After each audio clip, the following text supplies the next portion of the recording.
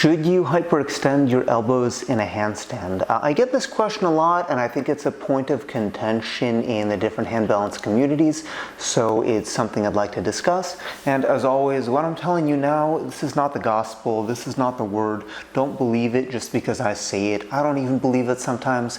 What I'm telling you is based on my own experience and observation, and I encourage you to utilize that to try to find your own perspective on the matter. So let's define the idea of hyperextension just so we understand the term. So in the elbow, we're going to define today 3 positions. This is going to be a bent elbow. This is going to be a straight elbow. So straight elbow means we have 180-degree angle, and then that's going to be a hyperextended elbow, right? So you can see it goes a little bit past 180 degrees, and that's going to differ from person to person depending on a lot of different factors. So then back to the original question, should you hyperextend your elbows like that when you do a handstand? And the answer is, of course, it depends.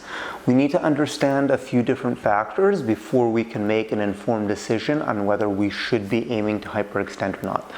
The first factor is going to be the individual. So what is the structure of your elbows? Some people have a huge degree of elbow hyperextension. Some people have carrying angle of the elbows. And this is all genetic bone structure. Some people's elbows can't extend. Sometimes people break their arm in a way that it sets that they have trouble extending their elbows. Some people just get tight in the musculature surrounding the elbow and they lose that control to fully lock out.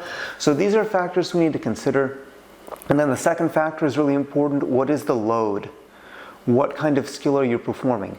So if you're doing, for example, a static handstand, the load is a constant of your body weight. So that's something that's simple to control, right? If I'm just holding like a plank position, then the load doesn't change. But if I start doing, some kind of jumping dynamic moves, then if you put my hands on a force plate, what's going to happen is you're going to see moments where the load is 0, and you're going to see moments where the load is greater than the static load of my body weight. So this is a really important thing to understand because that's a situation where it might not be advantageous to lock out the elbows.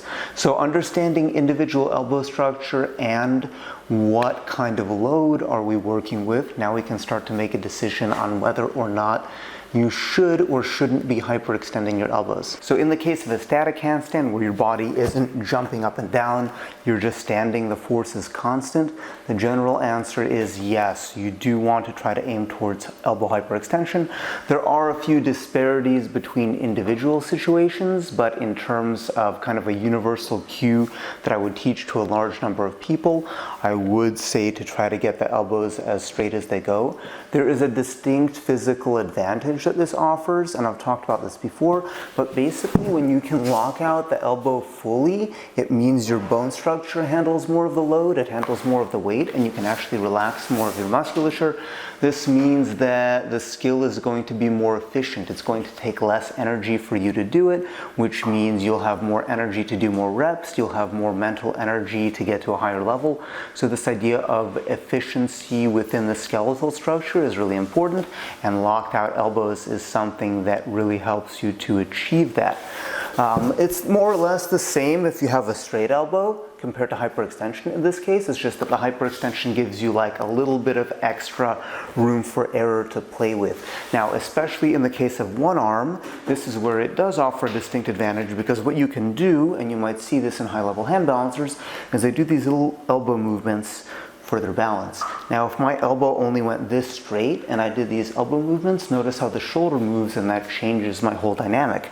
But if I have that hyperextension, it gives me essentially a whole extra degree of control. So for the purpose of a static handstand, having a bit of elbow hyperextension is an advantage to have, and that is something that you generally do want to aim for. So then within that cue of trying to get all the way straight, here are a couple situations which may occur that may change your perspective on it. First off, if you're one of those people who have trouble straightening the elbows because you've lifted too many heavy weights or whatever, if you're here and you can get your elbow straighter, you should be actively focusing on straightening the elbow, because that's going to make a huge difference in your technique. So I do have a video on techniques to work on straightening your elbow. I'll put a link below to that if you want to check it out.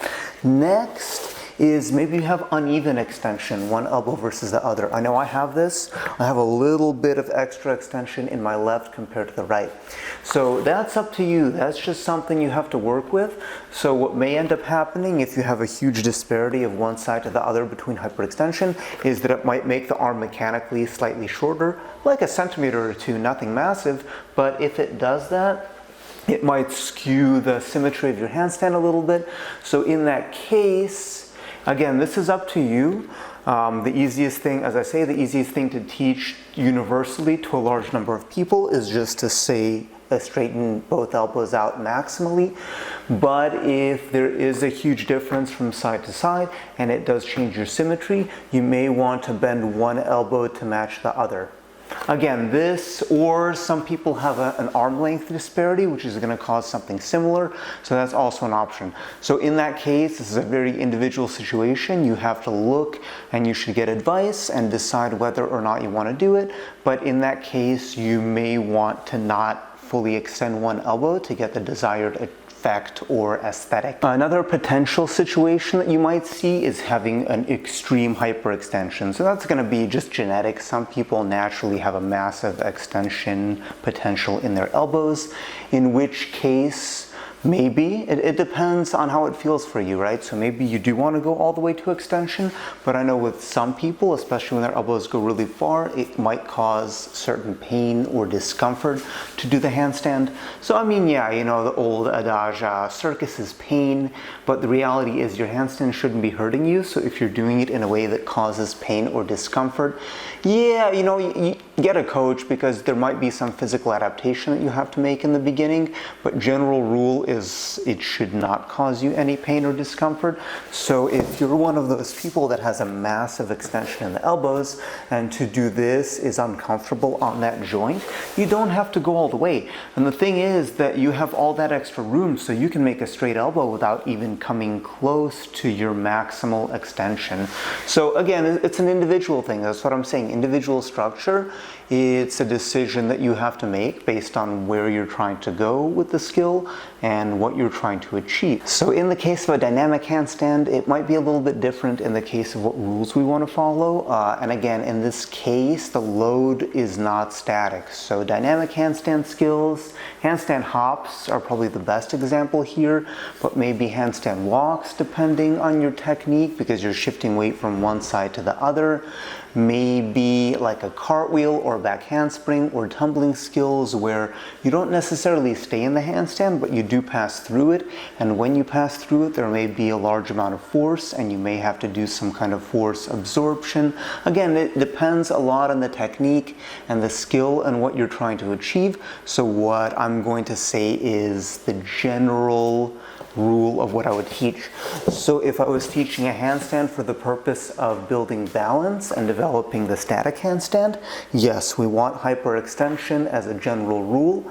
For dynamic handstand skills, it depends on the skill, it depends on how soft you can be, but the general elbow that I'm going to teach for a dynamic skill is going to be straight, maybe even slightly bent, depending on the skill, but not hyperextended. And again, the reason is that if for whatever reason my technique was not what I wanted it to be and I had to catch myself, I had to absorb some of that force.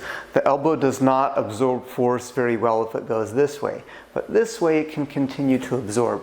So I've had this happen to me once personally, where I was working on one-arm handstand hops, right? So that's a skill where you have to catch the weight and push back up. There's a lot of technique and timing, but basically when you catch the weight, you don't want to be hyperextended, and I was during one repetition, and nothing serious happened, but the elbow, it hurt. And the elbow was sore for a few days after it because it did take a pretty large impact in a position where it shouldn't have. So generally for cartwheels and tumbling based movements and handstand hops and dynamic handstands, I'm typically going to recommend a straight elbow, but not all the way hyperextended, just in case just in case something doesn't work out and you have to absorb that force.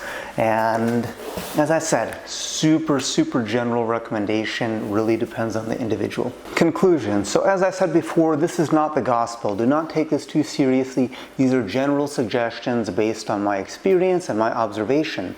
Do you want straight hyperextended elbows in a handstand? Yes. Is it possible to learn a one-arm handstand with a bent elbow? Yes, absolutely. Do you want your elbows to bend in your tumbling? No, not necessarily, but depend on the skill, depending on the technique, but it's better that they bend this way versus the other way.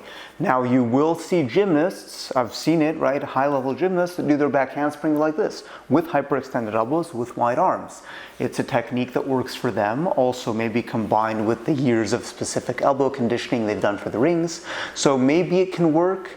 You know, there's always going to be outliers, so what I'm saying here is just general guidelines to follow, especially if you're not sure what to do in your handstand. So yeah, subtle topic. It's not really talked about a lot, or if it is, it's talked about in kind of a more dogmatic religious way, like this is what you should do. No, you can do whatever you want.